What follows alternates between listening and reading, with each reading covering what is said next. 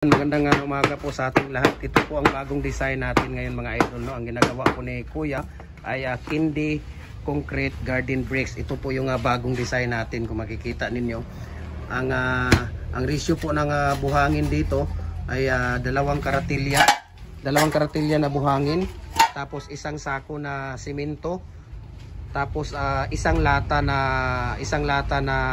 molasses. Tapos ang clean toppings po natin dito, yung nasa planggana ay isang sako na simento at saka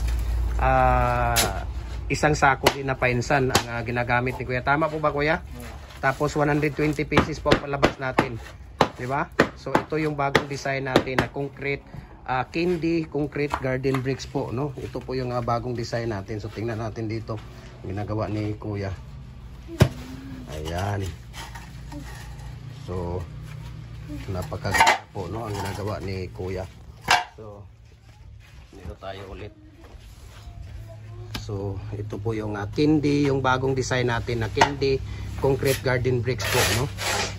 So sa sino pang hindi nakapag-follow at nakapag like subscribe ng ating YouTube channel, subscribe na po kayo. Jim Hardware and Kukulumber and Concrete Products or Felix Tan Pakikan Jr. Ayan, sige, lagay mo na yan, Dondo. Ayan, si Kuya Tonton. Okay. Ayan. Ayan, so thank you so much Kuya Tonton, ha. Ayan.